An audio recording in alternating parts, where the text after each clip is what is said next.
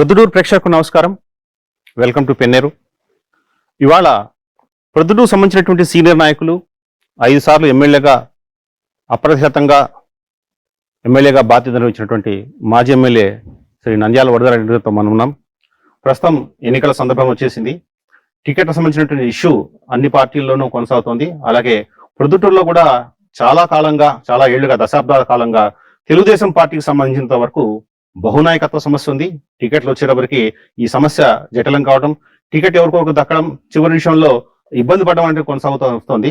ఈ 2024 ఎన్నికల సందర్భంలో కూడా అలాంటి సమస్య ఒకటి ఉందని మనం గమనించాల్సిన అవసరం ఉంది.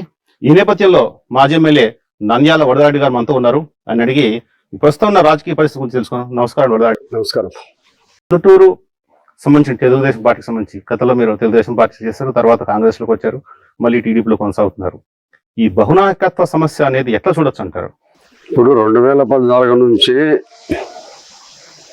టీడీపీలో నాకు అవకాశం ఇవ్వడం జరిగింది. నేను టీడీపీ అభ్యర్థిగా పోటీ చేశాను. అభ్యర్థిగా నేను ఎన్నికల్లో ఓడిపోవడం జరిగింది. 2019 వరకు నేను ఇన్ఛార్జిగా కొనసాగినాను.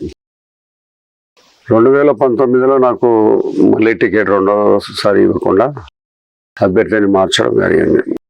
అభ్యర్థిని మార్చినప్పటికీ కూడా నేను 2019లో టీడీపీకే ఎన్నికల్లో చేయడం జరిగింది. మరి టీడీపీ అప్పుడు ఎన్నికల్లో ఓడిపోయిన తర్వాత ఒక 2-3 సంవత్సరాలు స్తబ్దతగా ఉండడం జరిగింది. తర్వాత మళ్ళా 2 సంవత్సరాల నుంచి కూడా టీడీపీలో యాక్టివ్గా మళ్ళీ టికెట్ కావాలని నేను యాక్టివ్గా కొనసాగడం జరుగుతూ ఉంది. మరి చంద్రబాబు నాయుడు గారిని కలవడం జరిగింది. కడపకు వచ్చిన సందర్భంగా మీటింగ్లో కూడా కలవడం జరిగింది. లోకేష్ గారి పాదయాత్రలో కూడా నేను పార్టిసిపేట్ చేశాను. మళ్ళీ లోకేష్ గారిని కూడా కలవడం కూడా జరిగింది. మరి తప్పకుండా నాకు టికెట్ ఇస్తారని ఆశిస్తున్నాం. మరి ఈ మధ్యకాలంలో కూడా ఈ చంద్రబాబు నాయుడు గారు వచ్చినప్పుడు కూడా కలవడం కూడా జరిగింది. కాబట్టి మీరు ప్రయత్నం చేస్తూ ఉండండి, మీరు ప్రచారంలో చేసుకుంటానని కూడా చెప్పడం కూడా జరిగింది. మేము ప్రచారం చేస్తూ ఉన్నాము. ఇప్పటి వరకు దాదాపు 41 మున్సిపల్ వార్డు ఉంటే 34 వార్డులు డోర్ టు డోర్ కూడా క్యాన్వాస్ చేయడం కూడా జరిగింది. అంటే దాదాపు 1,20,000 ఓట్లను ఇప్పటికే కలవడం కూడా జరిగింది. మొన్న దినం ఆర్లగడ్డ సందర్భంలో కూడా చంద్రబాబు నాయుడు గారిని కలవడం కూడా జరిగింది. త్వరలో మిమ్మల్ని పిలిచి మాట్లాడతామని కూడా చెప్పడం జరిగింది. అయితే చంద్రబాబు నాయుడు గారు సర్వే చేస్తున్నాను, సర్వేలో ఎవరికైతే బాగా సర్వేలో ప్రజల అభిప్రాయం ఉందో వాళ్ళకి ఇస్తానని చెప్తా ఉండబడిన కారణంగా సర్వేలో మాకు ప్రజాభిప్రాయం ఉంది అనే అభిప్రాయంతో మాకు వస్తుందనే ఆశతో మేము ఉన్నాం. 2014 నుంచి 2019 వరకు మీరే ఇన్ఛార్జ్గా కొనసాగారు, అధికార పార్టీలో ఉన్నారు. 2019లో పార్టీ ఘోర పరాజయం చెందింది. అది రాష్ట్ర వ్యాప్తంగా జరిగినటువంటి పరిణామం. అయితే 2019 తర్వాత మీరు మనస్తాపం చెంది పార్టీకి రాజకీయాలకు దూరంగా ఉన్నారు. చాలా కాలం తర్వాత మళ్ళీ మీరు తెలుగుదేశంలోకి రీఎంట్రీ ఇచ్చారు. అసలు దీన్ని ఎట్లా అర్థం చేసుకు ప్రజలకు ఒక సందిగ్ధం ఉంది, ఎందుకు ఖాళీగా ఉన్నారు, మళ్ళీ ఎందుకు పార్టీలోకి వచ్చారు? అంటే 2019 తర్వాత ఒక 2.5 సంవత్సరము 3 సంవత్సరాలు స్తబ్దగా ఉండబడే మాట వాస్తవమే. అయితే అందరూ స్తబ్దతగా ఉండబడిన కారణంగా పార్టీ నుంచి వేరుగాడం జరగలేదు. పార్టీ కార్యక్రమాలకు కొంత దూరంగా ఉండబడిన మాట వాస్తవమే. అప్పుడు అందరము కలిసి చేసేది కూడా అయితే ఏం లేదు. అప్పుడు పార్టీ కార్యక్రమాలు కూడా పెద్దగా చేసింది ఏం లేదు. మళ్ళీ 1.5 సంవత్సరం నుంచి కూడా యాక్టివ్గా ఉన్నాము. పార్టీకి అన్ని రకాల ఏ కార్యక్రమాల్లో కొనసాగుతూనే ఉన్నాము. మరి ఎమ్మెల్సీ ఎన్నికల్లో కూడా పార్టీకి చేయడం కూడా జరిగింది. మళ్ళీ యాక్టివ్గా ఉన్నాము. యాక్టివ్గా ముందు నుంచి కొంత కార్యక్రమాలకు దూరంగా ఉండేమాట వాస్తవమే. పార్టీకి అవసరం వచ్చినప్పుడు మేము యాక్టివ్గానే ఉన్నాం, పార్టీకి పనిచేస్తున్నాం కదా. పార్టీతో లింకప్ కట్ అయ్యింది అనేటువంటి ఒక చర్చ నడిచింది, వాస్తవం అది? అంటే ఇప్పుడు కొంత దూరంగా ఉండబడిన మాట వాస్తవమే. అంటే వాస్తవంగా ఉండబడినప్పటికీ అప్పుడు వాళ్ళు దగ్గరలో ఉండబడి చేయగలిగింది ఏం లేదు, మేము దూరంగా ఉండి చేయగలిగింది ఏం లేదు, చేయకుండా పోయింది ఏం లేదు. పార్టీకి అవసరం వచ్చినప్పుడు మేము ఉన్నాం కదా. తర్వాత వరదరాజు గారు రీఎంట్రీతో పార్టీలో చాలా మందికి కొంత ఇబ్బంది కలిగింది. వరదరాజు గారు లేకపోతే మేము ఫ్రీ అనుకున్నటువంటి వాళ్ళు, తర్వాత మీరు వచ్చాక ఇబ్బంది పడ్డారు. అసలు ఎందుకు ఇబ్బంది కారణం? పార్టీలో చాలా మంది ఉంటారు, వస్తుంటారు, పోతుంటారు, ఎందుకు అట్లా జరిగింది? మేము రావడం అనేది లేదు, మళ్ళీ బయటికి పోవడం అనేది ఏం లేదు. పార్టీలో కంటిన్యూగా ఉన్నాం. కొంత దూరంగా ఉండబడి అనమాట వాస్తవం. అంతేగాని మనం మళ్ళీ రీఎంట్రీ అనేది మదేం రీఎంట్రీ కాదు. పార్టీలోనే ఉండం. పార్టీకి దూరంగా ఉండబడిన మాట రెగ్యులర్ యాక్టివిటీస్లో లేం, కానీ దూరంగా ఉండమనేది మాట వాస్తవం అయితే కాదు. కొంతకాలం దూరంగా ఉన్నాం అంతేగాని మళ్ళీ రీఎంట్రీ అనేది ఏం అది కాదు. పార్టీలోనే ఉండం. తర్వాత మీరు టికెట్ ఆశిస్తున్నామని ప్రకటించిన సందర్భంలో మాజీ ఎమ్మెల్యే లింగారెడ్డి గారిని, తర్వాత ఇతర నాయకులు కానీ ఇన్ఛార్జి కానీ తనకు ఆ సభ్యత్వమే లేదు మీకు పార్టీలో ఎలా ఉన్నారంటే ఒక ప్రశ్న వచ్చింది. తర్వాత ఆయన ప్రెస్ మీట్ పెట్టి బహిరంగంగా లింగారెడ్డి గారు కామెంట్ చేయడం జరిగింది. దీన్ని ఎట్లా అర్థం చేసుకోవాలి? ఒకటి చెప్తాను చూడు, 1985లో నాకు టీడీపీ టికెట్ ఇచ్చేటప్పటికి నేను పార్టీ మెంబర్ కాదు. ఒక్కరోజు ముందరగా వచ్చి నామినేషన్ వేయమని చెప్పి నాకు టీడీపీ టికెట్ ఇచ్చడం జరిగింది. నేను ఆ రోజు సభ్యుని కాదు. 2014లో నాకు టీడీపీ టికెట్ ఇచ్చినప్పుడు నేను సభ్యుని కాదు. 2014 తర్వాత నేను సభ్యత్వం చేర్చినాను. 2019 వరకు సభ్యత్వం చేర్పించినాను. నేను టీడీపీ సభ్యునిగా ఉన్నాను. 2019 వరకు నేను సభ్యునిగా ఉన్నాను. నేను సభ్యునిగా లేకుండా వేరే పార్టీలో నాకేమి వేరే సభ్యత్వం ఏమి లేదు. యాక్టివ్ రోల్ లేకుండా ఉండబడిన మాట వాస్తవమే, కానీ నేను టీడీపీని వదిలిపెట్టి వేరే దానికి పోయింది అయితే ఏం లేదు. చాలా పార్టీల్లో చివరి నిమిషంలో టికెట్లు సభ్యత్వం చేసుకుని టికెట్ ఇచ్చిన సందర్భాలు ఉన్నాయంటారు. ఉన్నాయి. తర్వాత 2009లో మీరు మొదటిసారిగా ఓడిపోవడం జరిగింది. తర్వాత 2014లో అసలు ఓటమి తర్వాత మళ్ళీ చాలా అంటే దాదాపుగా దశాబ్ద కాలం పైన తర్వాత మళ్ళీ మీరు పోటీకి సిద్ధమవుతున్నారు. ప్రజలు మీ యొక్క అభ్యర్థిత్వాన్ని ఆహ్వానిస్తారా? 100%. అంటే అప్పుడు వ్యతిరేకించారు కదా. ఇప్పుడు 2014లో వ్యతిరేకించిన దానికి కొన్ని కారణాలు ఉన్నాయి. అప్పుడు ఉండబడిన తెలుగుదేశం పార్టీ లీడర్స్ అందరూ కూడా అప్పటికప్పుడు 2014లో నేను చివరి నిమిషంలో పార్టీ నాకు టికెట్ ఇచ్చిన కారణంగా అప్పుడు టీడీపీలో ఉండబడిన లీడర్లు కానీ నాయకులు కానీ కొంతమంది అందరూ నన్ను అప్పటికప్పుడు టికెట్ పిలిచి ఇచ్చినారనే దాని మీద వాళ్ళు జీర్ణించుకోలేకపోయి కొందరు చాలా మంది పార్టీకి పని చేయలే. ఆ కారణంగా నేను ఓడిపోవడం జరిగింది. పార్టీకి పనిచేసినాం.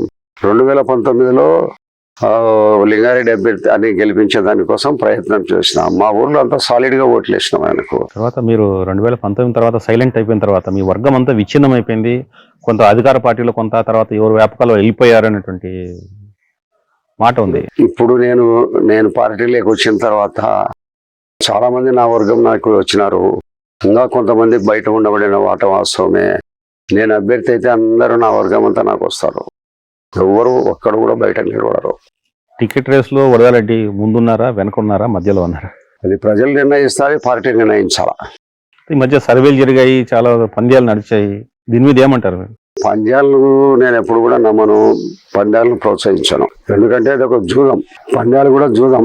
గెలవడము ఓడడం అనేది స్పెటాకుల్లో ఎట్లా పందెము, క్రికెట్ బెట్టింగ్లో ఎట్లా పంద్యాలు ఉంటాయో ఇటువంటి పంద్యాలు కూడా అంతే. నేను ఎప్పుడు పంద్యాలను ప్రోత్సహించేవాడిని కాదు. నేను పంద్యాల దగ్గరకు పోను. తర్వాత 2019 ఎన్నికలకు 2024 జరిగే ఎన్నికలకు చాలా తేడా ఉంది. చాలా ప్రతిష్టాత్మకమైన ఎన్నికలు అంటున్నారు.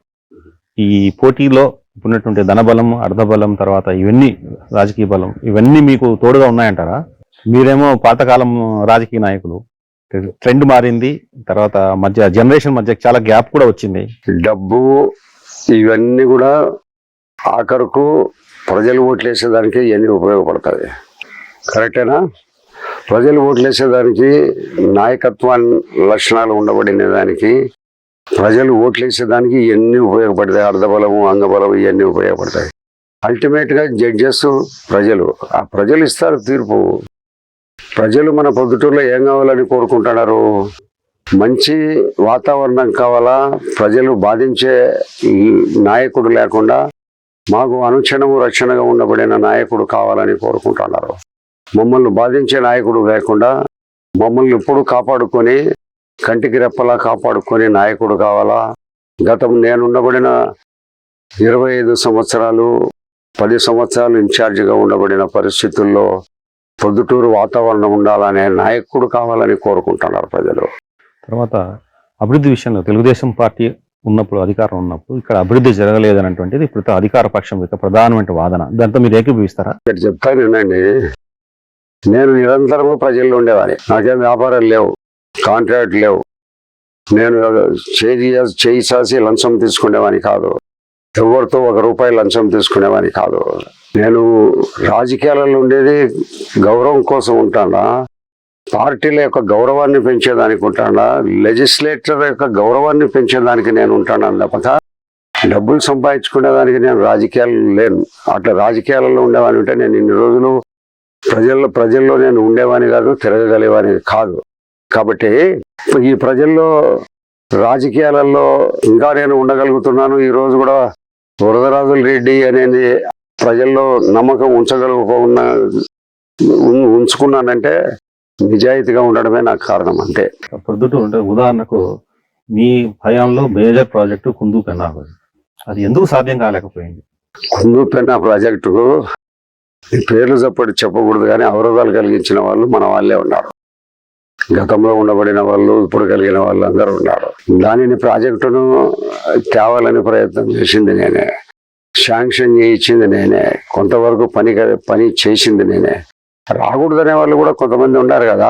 మరి తర్వాత ఎందుకు వదిలేశారని? రాజశేఖర రెడ్డి గారితో ఉండబడిన సన్నిహిత సంబంధాలతోనే ప్రాజెక్టును శాంక్షన్ చేసిన. దాదాపు 10-12 కిలోమీటర్లు కూడా పని కూడా చేయడం జరుగుతుంది. దానికి కొంతమంది అడ్డంకులు కలిగించిన వాళ్ళు ఎవరైనా పొద్దుటూరు ప్రజలకు తెలుసు. మళ్ళా శాంక్షన్ చేయించిన తర్వాత దానికి అడ్డంకులు కల్పించిన వాళ్ళు ఎవరో చేయించి, నేను చేయాలని ఉద్దేశం కలిగి ఆ ప్రాజెక్టును ఇక్కడి నుంచి తీసుకొని వస్తే ఇది శాశ్వత పరిష్కారం మార్గాన్ని కనుక్పెట్టింది, ఏర్పాటు చేసింది కూడా నేనే. అది కాక ఆగిపోయిన దాని తర్వాత మళ్ళా పెన్నా మైలవరం డ్యామ్ నుంచి తీసుకొని వచ్చి శాంక్షన్ చేయించింది కూడా నేనే. ఈ హయాంలోనే అమృత స్కీమ్ వచ్చింది. తర్వాత అది కూడా ఇన్కంప్లీషన్ గా ఉండిపోయింది. ఇన్కంప్లీషన్ అయితే టెండర్లు జరిగింది. ఓవర్ ఏ ట్యాంక్స్ కు దాని నిర్మాణానికి ఫౌండేషన్లు వేయించినాము. దాని సైట్ కూడా చూపించింది మేమే. ప్రస్తుతం ఎమ్మెల్యే అన్న పార్కులు కడతాంటే పెద్ద గోల చేసింది కూడా నిజమే. అది మేము మా టైంలో మేము శాంక్షన్ చేయించిందనే కదా. ఓవర్ ఏ ట్యాంక్ కడతా అంటే ఆయన గొడవ చేసినానని చెప్పింది కూడా ఆయనే కదా. మరి ఎవరి టైంలో చేసినారయ్యి? మా టైంలో శాంక్షన్ అయ్యి కడతా ఉంటేనే ఆయన గొడవ చేసినాడు. మిగతా 2 ట్యాంకులు వేసినాయి, అది కూడా ఆయన ఇబ్బందికరమని అప్పుడు ఆపేసినాడు. మంచిదే, జరిగిపోయింది. ఎవరు చేసినారు ఈ ట్యాంకులు? పైపు లైన్ అంతా ఎవరు వేసినారు? పొద్దుటూరు అంతా. ఈ ఎన్ని కిలోమీటర్లు ఎవరు వేసినారు పొద్దుటూరు పైపు లైన్ అంతా? మంచినీళ్ళ సమస్యకు అది ఆగిపోయిన తర్వాత ఇదేనా కావాలని చేసినాము. అదో ఇదో ఏదైంది. మళ్ళా ప్రభుత్వాలు వస్తే దానిని కూడా పూర్తి చేస్తాము. కొంతమంది ప్రజలు అభివృద్ధి కూడా అడ్డంకులు కల్పించే వాళ్ళు ఉన్నారు. ఆ అడ్డంకులు కల్పించే కారణంగానే కుందు పెన్నా కాలువ నిలబడిపోయింది కూడా. దానిని కూడా ప్రజలకు తెలియజెప్పండి. ఇప్పుడు నేను నాకేమి ఈ కాంట్రాక్ట్ వస్తే పర్సెంటేజ్లు కావాలి అనేవాని కాదేమి. వచ్చిన అభివృద్ధి వచ్చింటే కొంతమంది దుష్ప్రచారం అంగళ్ళ దగ్గర ప్రచారం చేశారు. నిధులు సమృద్ధిగా పొద్దుటూరుకి వచ్చింటే వరదరాజుల రెడ్డి అడ్డుకున్నాడని. నాకేంటి అడ్డుకోవడం? నాకేం కమిషన్ తీసుకునేవని నేను అడ్డుకునేనా? కమిషన్ ఇవ్వలేదని అడ్డుకునేనా? ఇదంతా కావాలని చేసే దుష్ప్రచారం. ఎందుకు దీన్ని తిప్పుకోవట్లేకపోయారు? అప్పటికప్పుడు కొంతమంది కావాలని చేసిన ప్రచారము ఎన్నికల ముందరగా చేసినారు. అప్పటికప్పుడు తిప్పికొట్టేటంత టైం లేకుండా పోయింది. 5 సార్లు నేను కంటిన్యూగా ఎన్నిపోయినాడు. అతను 2-3 సార్లు ఓడిపోయిన కారణంగా ప్రజలు ఆయనకు ఒకసారి ఓట్లేద్దామని చూసినారు. ఆయన ఒక టర్మ్లోనే తీసేసినారు. వైసీపీ ప్రభుత్వం చెప్పినట్టు, వైసీపీ నేతలు చెప్పినటువంటి అభివృద్ధిని మీరు ఎట్లా చూస్తారు? ఏం అభివృద్ధి ఏముంది? ఏం జరిగిందని అభివృద్ధిడా? పొద్దుటూరు పట్టణంలో ఏమి అభివృద్ధి జరిగింది? మున్సిపాలిటీలో ఉండబడిన డబ్బుతో చేసిన అభివృద్ధి తప్పక ప్రభుత్వం ద్వారా వచ్చి జరిగిన అభివృద్ధి ఏముంది చెప్పు చూద్దాం. ఇక్కడ పొద్దుటూరులో ఒక మన ఆర్టీపీపీకి బ్రిడ్జి ఒకటి జరుగుతుంది తప్పక ఏం జరుగుతుంది అభివృద్ధిడా? డివైడర్లు కొలగొట్టడము కట్టడము జరుగుతుంది, అంత తప్పక ఏం జరుగుతుంది ఇక్కడ? ఏం జరిగిందని చెప్పు. పొద్దుటూరు సంబంధించి మార్కెట్ పెద్ద మార్కెట్కి ఏం గవర్నమెంట్ బిల్లులు ఇలే. ఇప్పటికీ మున్సిపాలిటీలో ఉండే డబ్బుతోనే బిల్లులు తీసుకుంటున్నారు. హైదరాబాద్ లో ఒక 15 అంతస్తులు కడితే 15 అంతస్తులు కట్టేటప్పుడు మొత్తం మార్కెట్ అంతా 3 అడుగుల ఎత్తుతో అదంతా సిమెంట్ కాంక్రీట్ వేసినారు 3 అడుగులతో. డిఏడబ్ల్యూడి కాలేజీలో 7 అంతస్తులు కడతాడారు. 7 అంతస్తులు కట్టేటప్పుడు ఫుట్టింగ్ వేసి కడతాడారు అంతే. 7 అంతస్తులు కట్టేదానికి కూడా అంతా 3 అడుగుల ఎత్తు కాంక్రీట్ వేయలే. 2 అడుగుల ఫ్లోర్ కట్టేదానికోసం మార్కెట్ అంతా కాంక్రీట్ వేసినారు. దేనికోసం వేసినారు? కాంట్రాక్టర్ సిమెంట్ కాంక్రీట్ లో డబ్బులు దండిగా మిగులుతాయనే ఉద్దేశంతో కాంట్రాక్టరు ప్రజాప్రతినిధులు మాట్లాడుకొని డబ్బులు దోచుకునే దానికి వేసినారు. లేదా ఎక్కడ లేని విధంగా రాయలసీమలో కాదు రాష్ట్రంలోని విధంగా మార్కెట్ నిర్మిస్తున్నాం భారీ ఎత్తున అని చెప్తున్నారు. ఏం భారీ ఎత్తున డబ్బుల కోసం భారీ ఎత్తున డబ్బులు తీసుకునే దానికి నిర్మిస్తున్నారు కానీ ఇంతకంటే పెద్దగా నిర్మాణం చేసిన చాలా చోట్ల ఉన్నాయి. తర్వాత ఇదే మార్కెట్ విషయానికి వస్తే మీ మీద చాలా ఆరోపణలు వచ్చాయి. అంటే మార్కెట్ మీరు కూలగొట్టి పునర్నిర్మించాలనుకున్నప్పుడు వేరే రకంగా కడతారు, ఇతర అక్కడుండే మార్కెట్ వాళ్ళకు అవకాశం ఇవ్వలేనట్టు ఒక ప్రచారం జరిగింది. ఒకటి చెప్తాను చూడు, నేను మార్కెట్ నిర్మాణం కోసం ఎస్టిమేట్ ఇచ్చి 3 కోట్ల రూపాయలతో అప్పుడు మార్కెట్ నిర్మించాలని అనుకున్నాను. ఇప్పుడు ఉండబడిన వాళ్ళు, ఇప్పుడు ఈ ఉండబడిన పెద్ద మనుషులు, మాజీ ప్రజాప్రతినిధి, ప్రజెంట్ ప్రజానిధిను మా గుండెల్లో తుపాకీ గుండెలు దిగిపోయినప్పుడు మాత్రమే ఈ మార్కెట్ను కూలగొట్టేదానికి అవకాశము మీరు చేస్తారు తప్పక మేము బ్రతికినంత వరకు ఇది కట్టేదానికి వీలు లేదని అడ్డం పన్నారు. హైకోర్టుకు పోయి స్టేలు తీసుకొచ్చినారు. వాళ్ళే ఇప్పుడు మార్కెట్ను పగలగొట్టి కడుతున్నారు. ఆ రోజు ఏమన్నారు, మేము చచ్చిపోయిన తర్వాతనే మార్కెట్ను కూలగొడుతున్నారు. ఇప్పుడు వాళ్ళని లేచి లేకపోకముందే వాళ్ళు ఎత్తుకోకముందే మార్కెట్ను కూలగొట్టినారు. వాళ్ళకొక నీతి మాకొక నీతి. అంత కట్టాల్సిన అవసరం ఉందే? 3 అడుగులు ఎత్తు కాంక్రీట్ అవసరం, మార్కెట్ అంతా వేయాల్సిన అవసరం ఉందే? ఏం అవసరం ఉంది?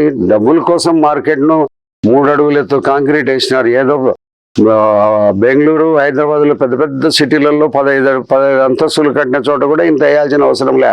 2 అంతస్తులు కట్టేదానికి అంత వేయాల్సిన అవసరం ఏముంది? కాంట్రాక్టర్లు, ప్రజాప్రతినిధులు వేసి దోచుకుంటున్నారు డబ్బు, అంతే తప్పక ఏముంది? ప్రొద్దుటూరులో జరిగే 7 అంతస్తుల బిల్డింగ్ ఫుట్టింగ్ వేసుకుంటున్నారు, కాలమ్స్ వేసుకొని బిల్డింగ్స్ కడతాన్నారు 7 అడుగులు. 2 అడుగులు కట్టేదానికి డబ్బు దోచుకుంటున్నారా? దానికోసం కడతాన్నారు, డబ్బు కోసం తప్పక మార్కెట్ కట్టేది ఏమి ఈ కాయగూరలు అమ్ముకునే వాళ్ళకి దానికోసం కాదు. గుంటూరులో మార్కెట్ అంశం ఒక పెద్ద అంశంగా తయారైంది. మార్కెట్ వ్యాపారాలకు భంగం కలిగించే విధంగా మేము ఆదుకున్నాము, చేశాము అనేటువంటి ఇది మార్కెట్ వాళ్ళకు తెలుసు, ప్రొద్దుటూరు ప్రజలకు తెలుసు. దానికి ఇంతకంటే నేను చెప్పాల్సింది ఏం లేదు. మార్కెట్లో ఒక విద్యా సంస్థలో పోయి మార్కెట్ కట్టడం అనేది చాలా దుర్మార్గమైన చర్య. అంటే ప్రభుత్వము ఎంత దుర్మార్గపు చర్యకు కూడా ప్రభుత్వం సహకరిస్తూ ఉంది. వాళ్ళు చేసే ప్రతి చర్య, ప్రతి దుర్మార్గపు చర్యను రాష్ట్ర ప్రభుత్వం సమర్థిస్తూ ఉంది కాబట్టి ఎవరు చేయలేని పరిస్థితుల్లో ఉన్నారు.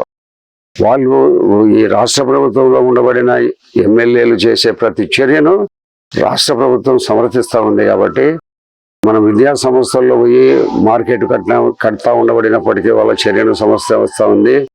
ఇట్లా 3 అడుగుల ఎత్తు కాంక్రీట్ బెడ్ వేసి కట్టే చర్యలను సమర్థిస్తూ ఉంది. దానికి అంత వాళ్ళు ఇంజనీరింగ్ డిపార్ట్మెంట్, మార్కెట్ సంబంధించిన ఇంజనీరింగ్ డిపార్ట్మెంట్ వాళ్ళైనా ఇంత అవసరం ఎందుకు ఈ 2 అంతస్తులు కానీ వాళ్ళు ఎవరు అడగలే. దోచుకునేదానికి రాష్ట్ర ప్రభుత్వంలోని ముఖ్యమంత్రి దగ్గర నుంచి, మున్సిపల్ సూపర్వైజర్ కాడ నుంచి, ఇంజనీర్ కాడ నుంచి, చీఫ్ ఇంజనీర్ కాడ నుంచి, ఈ రాష్ట్ర ప్రభుత్వంలో నుంచి మున్సిపల్ ప్రిన్సిపల్ సెక్రటరీ కాడ నుంచి అందరూ దోచుకోవడమే. తర్వాత 2019 మీరు సైలెంట్ అయిన తర్వాత, అంటే జల కార్యక్రమాలు జరిగినప్పుడు ఎందుకు మీరు మౌనంగా ఉండాల్సి వచ్చింది? మౌనంగా చేయగలిగింది ఏముంది? 2-3 సార్లు మాట్లాడే ప్రయత్నం చేసినప్పుడు మనం పెట్టిన పిటిషన్లకు దిక్కు లేదు, దశ లేదు. ఇప్పుడు ఉండబడిన మున్సిపల్ కమిషనరు ఎండిఓ క్యాడర్ కు సంబంధించిన వాడు. అంటే ఎండిఓ క్యాడర్ కు సంబంధించిన వ్యక్తి అయితే తహసీల్దార్ కంటే కూడా తక్కువ.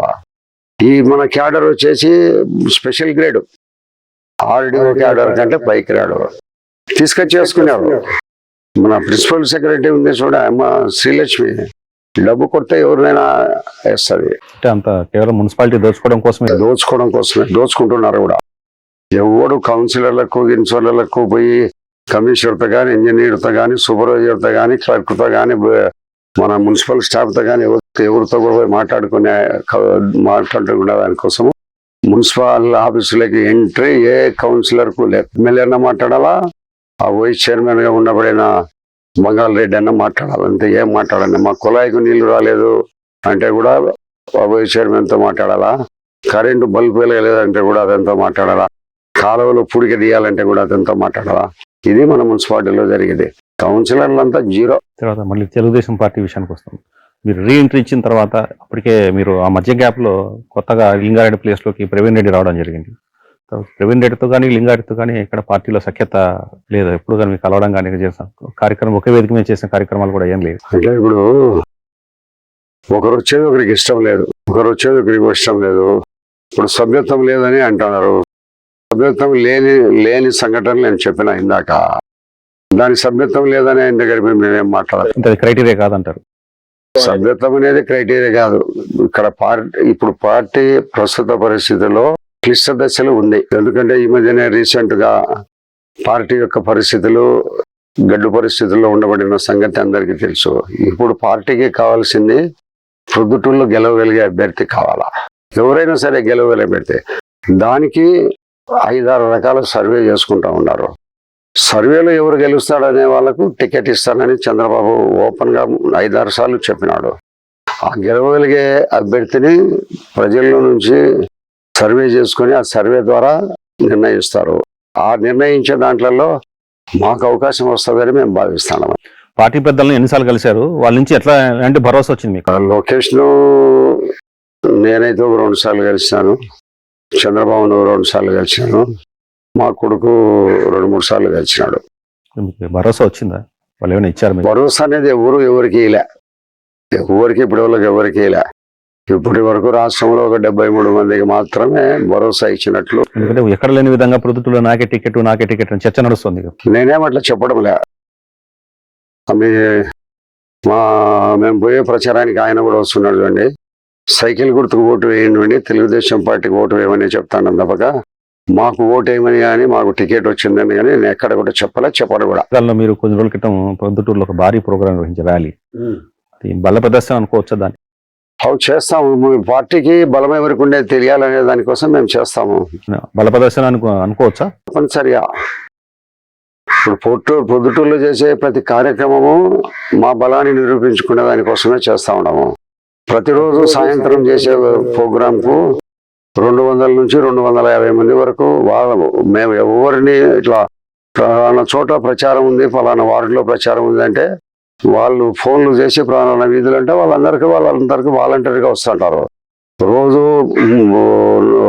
150 నుంచి 300 వరకు ప్రచారానికి వస్తున్నారు. ఇవన్నీ మీ కార్యక్రమాలన్నింటినీ పార్టీ గుర్తించిందంటారా? పార్టీ గుర్తింపులో ఉందా? మేము పంపించి గుర్తిస్తుందనే మేము అనుకుంటున్నాం. గుర్తించిందా లేదనేది వాళ్ళ హైకమాండ్కు తెలియాలా. మేము చేసే కార్యక్రమాలన్నీ పై స్థాయికి పంపిస్తా ఉన్నాం. వరదారెడ్డి 2024లో టీడీపీ అభ్యర్థి అయితే మీకు లాభించే అంశాలు ఏమనుకుంటున్నారు? ఒక వ్యతిరేకత నుంచి, తర్వాత కొంతకాల స్తబ్దత నుంచి, ఖాళీగా మన విరామం తర్వాత మళ్ళీ ఎంట్రీ ఇచ్చిన తర్వాత, వచ్చే రాజకీయాలకు వచ్చిన తర్వాత మీకు ఇక్కడ అనుకూలమైన పరిస్థితులు ఉన్నాయంట? తప్పనిసరిగా. ఏ తరహాలో ఉన్నాయంటారు? తప్పనిసరిగా అనుకూల పరిస్థితులు ఉంటాయి. ఎందుకంటే పొద్దుటూరు ప్రజలందరూ గత 5 సంవత్సరాల నుంచి బాగా కొన్ని అరాచకాలను భరిస్తూ ఉండబడినారు. ఈ అరాచక పరిస్థితుల నుంచి మాకు విముక్తి ఎప్పుడు ఎవరైతే కలిగిస్తారని వాళ్ళు ఎదురు చూస్తున్నారు. అరాచక పరిస్థితుల నుంచి ఎవరు విముక్తి కల్పిస్తారు, ఎవరైతే మమ్మల్ని శాంతియుత వాతావరణంలో భవిష్యత్తులో మమ్మల్ని ఇబ్బంది పెట్టకుండా వ్యక్తులు ఎవరని ఎదురు చూస్తున్నారు. అటువంటి పరిస్థితుల్లో మనకు అవకాశం వస్తుందని, ప్రజలు ఆదరిస్తారని మాకు నమ్మకం ఉంది. మీ శిష్యుడు ప్రస్తుత ఎమ్మెల్యే, తర్వాత ఇప్పుడు మళ్ళీ కాబోయే అభ్యర్థి అనే ప్రచారం జరుగుతుంది. ఆయన పోటీలో ఉంటే మీరు ఏం చెప్తారు? ఎవరన్నా ఏమన్నా కానీ ఎవరైనా కూడా ఆయన చర్యలను, నేను ఇందాక చెప్పినాడు మార్కెట్ విషయాలలో ఆయన చర్యలను న్యాయబద్ధమైనవి కాదు, ప్రజాస్వామ్య పద్ధతిలో ఆయన వ్యవహరించడం లే. ప్రజలకు కంటకుడైనాడు, ప్రజాస్వామ్య పద్ధతిలో లేడు, ప్రజలను దోచుకునే పరిస్థితిలో ఉంటున్నాడు. కాబట్టి తప్పనిసరిగా ఆ చర్యలను ఖండిస్తాను. ఇటీవల మీ గ్రామానికి సంబంధించిన పుల్లరి సమస్య ఒకటి తెర మీదకి వచ్చింది. మరి అది ఎప్పుడో ఈ కొన్ని 100 సంవత్సరాల నుంచి ఉండే సమస్య. అది పుల్లరి సమస్య. ఆ పుల్లరి సమస్యను గ్రామం తీసుకుంటుంది, గ్రామ అభివృద్ధి సౌకర్యాలకు ఉపయోగించుకుంటా ఉంటుంది. చట్ట పరిధిలో లేదు అది. ఏ ప్రభుత్వ అధికారులకు ప్రభుత్వ అనుమతి లేకుండానే చేస్తున్నారు. అది ఇసుకలో లేదు చట్ట పరిధి ఉందే, మట్కా చట్ట పరిధి ఉందే, గుట్కా చట్ట పరిధి ఉందే, దాని నుంచి క్రికెట్ బెట్టింగ్ చట్ట పరిధులు ఉన్నాయా, బెట్టింగ్స్ అన్ని చట్ట పరిధులు ఉన్నాయా, పంచాయతీలన్నీ చట్ట పరిధులు ఉన్నాయా, ఈ పంచాయతీలు అక్రమ సంపాదనలకు దీనికి చట్ట పరిధులు ఉన్నాయా? మాది ఒక్కటి, వాళ్ళ ఇవన్నీ 10ల స్థాయిలో ఉన్నాయి చట్ట పరిధులు లేనిటి. దానికేం చెప్తారు? ఈ రోజుకు కొన్ని 100 బండ్లు ఇసుక దొరే బండ్లు ఉంటే వాళ్ళ 7-8 బండ్లు దొరుకుతున్నాయి. దానికి చట్ట పరిధి ఉందే. ఎవరు విసిపెట్టకు ఆడకుండా వాళ్ళనే ఆడిస్తాడు. దానికి చట్టపరిధి ఉందా? మట్కాకు చట్టపరిధి ఉందా? పంచాయతీలకు చట్టపరిధి ఉందా? పంచాయతీలకు డిపాజిట్లు పెట్టుకునే దానికి చట్టపరిధి ఉందా? ఎన్నో రోజులుగా కొనసాగుతుంది, మీరే చెప్తున్నారు. ఇప్పుడు ఎందుకు తెర మీదకి వచ్చింది మళ్ళీ ఈ పుల్లరి అంశం? మా మీద మాట్లాడుతున్నాడు అంతే, మాట్లాడాలని. మా మీద ఏమెత్తి చూపేదానికి ఎవరికీ లేదు. ఎవరు ఈ పొద్దుటూరుకి సంబంధించి కానీ జిల్లాకు సంబంధించి కానీ ఒక్క ఏలెత్తి చూపేవాడికి దమ్ము ఎవరికన్నా ఉందేమో రమ్మను. ఏం దమ్ము మా దగ్గర ఉందో చూపించమని. మా తప్పు ఒకటి చూపించేవాడు ఎవడన్నా ఉంటే రమ్మను పొద్దుటూరు తాలూకాలో. అది ఒకటే చెప్తున్నారు మా మీద. అంతకు చెప్పేది అంతకు అదొకటే తప్ప ఏముంది చెప్పేదానికి? రమ్మని ఎవరినైనా ఛాలెంజ్ చేసి చెప్తాడా రమ్మనయా? ఈ ఒక్కటి మా తప్పు ఉండదని చెప్పమని చెప్పు.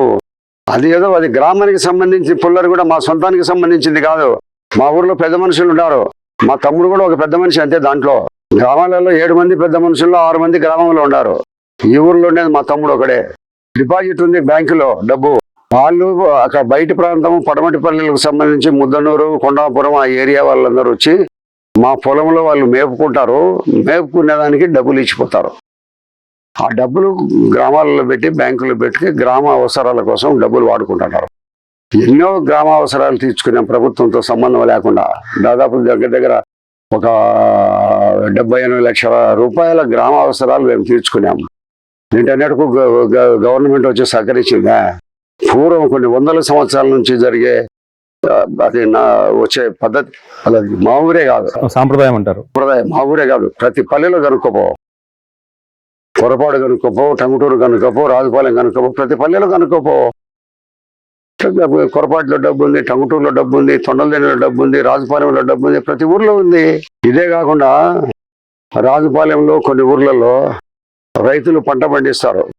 మీకు ఒక 300 పుట్లు ధాన్యం అయి ఉంటాయి, ఒడ్లు ఒక 200 పుట్లు అయి ఉంటాయి.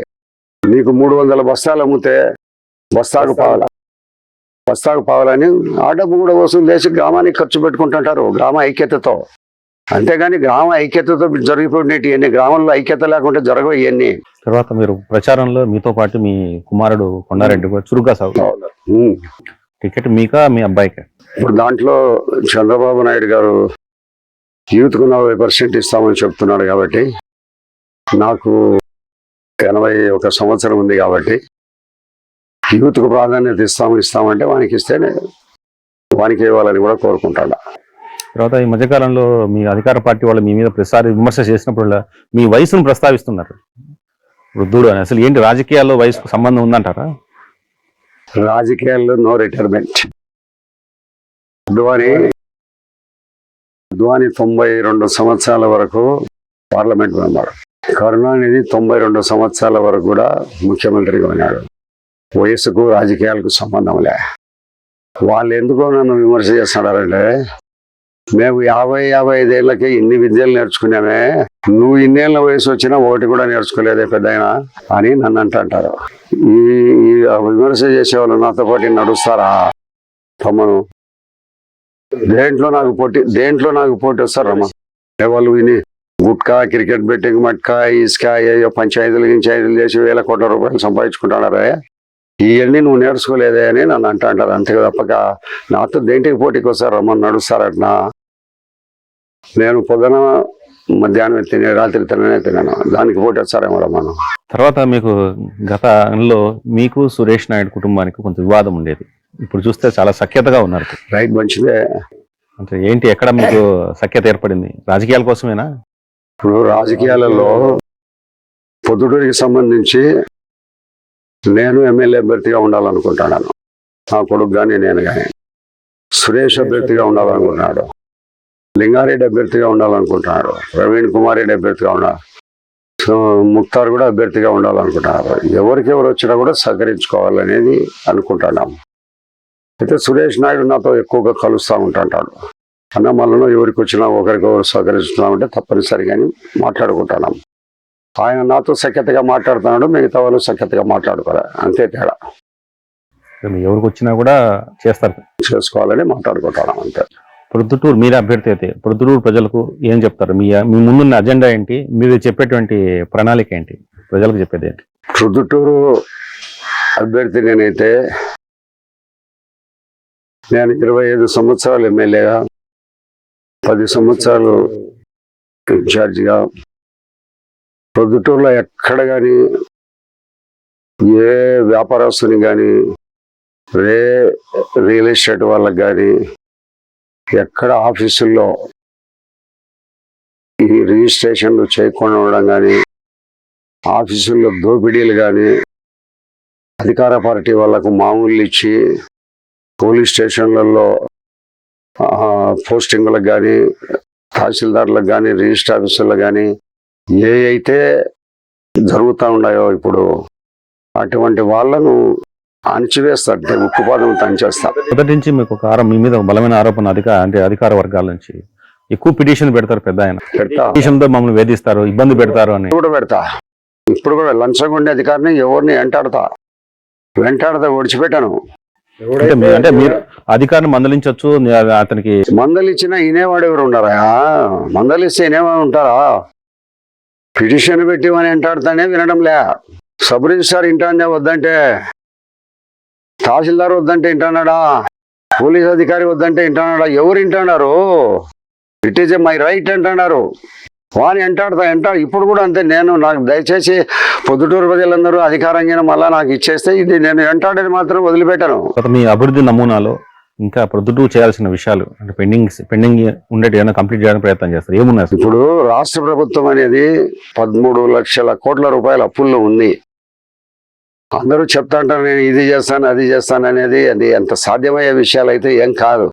నేనైతే నన్ను గెలిపించండి, నేను పొద్దుటూరును సుందరవనందంగా తీర్చిదిద్దుతానని అయితే నేనేం చెప్పను. వీలుండే కొంత కాటికి నిధులు తీసుకొని వచ్చి అభివృద్ధి చేసే మీకున్న రాజకీయ అనుభవంతో ప్రస్తుతం ప్రజా అవసరాలకు సంబంధించి ఏం చెప్తారు అంటే? ఇప్పుడు అవసరాలు అత్యవసరమైన పరిస్థితుల్లో ఏమైనా ఉంటే అవన్నీ చేస్తానే తప్పక దీనికి ఇది చేస్తా దానికి ఇది చేస్తానని పొద్దుటూరు సుందర నందన వనంగా తీర్చిదిద్దుతానని అయితే నేనేం చెప్పను. ఎందుకంటే గతంలో అనుభవం నాకు తెలుసు. ఇప్పుడు ఆయన ప్రస్తుత ప్రజెంట్ ఎమ్మెల్యే గారు 500 కోట్లు సంవత్సరానికి తెస్తానన్నాడు. 100 కోట్లు కాలే, 1000 కోట్లు ఏమవుతాయి, 100 కోట్లు కాలే, ఏమవుతాయి ఇవన్నీ చెప్పడం అంతా. ఇవన్నీ నేనేమట్లా ఆర్భాటాల కోసము ప్రజలు ఒక ఏదో ఆయనైతే ఇది చేస్తాడు ఈయనైతే ఇది చేస్తాడని ప్రజలను నమ్మించే దానికోసం అయితే నేను చెప్పామని కాదు. నాకేం పనింది? నిరంతరము 10 గంటలకు వచ్చి పొద్దుటూరు ఆఫీసులో కూర్చుంటా. ఇప్పుడైతే 2 గంటల దాకా కూర్చుంటా. ఎమ్మెల్యే అయితే సాయంత్రం 8 గంటల దాకా కూర్చుంటా. ఏ ప్రజలు వచ్చినా మాట్లాడతా. వానికి న్యాయమైన సమస్యలకు కోసం నేను చెప్తా, అధికారులతో మాట్లాడతా. వాళ్ళని మట్కాకు చెప్పను, గుట్కాకు చెప్పను, ఇటువంటి దాంట్లో ఏం చెప్పను. అవన్నీ అరికట్టే ప్రయత్నం. వ్యవస్థ అంతా అస్తవ్యస్తమైంది, అన్ని డిపార్ట్మెంట్లు చెడిపోయాయని చెప్తుంది. దీన్ని ఎట్లా సెటరేట్ చేస్తారు? తప్పనిసరిగా ఒక నెల రోజుల లోపల సెటరేట్ చేస్తా. మన ఆయన చెప్పినాడు చూడు, ఎస్పీ దగ్గరికి పోయి ఒక 40 మందిని పిలుచుకొని పోయి గుట్కా ఇసుక లేదని ఒక్కరోజు చేయలేని ఆయన చెప్పను. మంచి అధికారులను వేస్తాము. ఆయన కూడా చెప్తాంటాడు, ఆయన ఉండేటప్పుడు గుట్కాలు లేవా, బెట్టింగులు లేవా అంటే ఉంటాయి. పూర్తిగా అంత నిజాయితీ గల అధికారులు లేరు. గుడ్డిలో మేళ లాంటి అధికారులను తీసుకొచ్చేస్తాం. పోలీసుడో కానిస్టేబుల్ ఎవరో ఒకరు నడుపుతాటారు క్రికెట్ మట్కాలు ఇట్టని. అయితే ఓపెన్ ఉండదు. మేము డబ్బులు తీసుకొని వీళ్ళ మాదిరి ఇప్పుడున్నే ప్రజాప్రతినిధుల వారికి సంబంధించి మేము తీసుకొని మేము నడిపించి మేము డబ్బులు తీసుకొని నడిపించేది ఉండదు. దాని గురించి తప్పనిసరిగా అది పబ్లిక్ అనేది ఉండదు. ఏమన్నా సందర్శనలో జరుగుతూ ఉంటుంది. మేమేమి పైనుంచి దిగి వచ్చిన వాళ్ళమేం కాదు. మాకు తెలియకుండా ఎన్నో జరుగుతుంటాయి. మాకు ప్రజలు కూడా సహకరించారు అటు విషయాలలో. మానవాడలే అంటున్నాడు, ఆయన వచ్చింటాడు, వాళ్ళు జరుగుతుంటాయి. అవన్నీ మాకు చెప్పరు.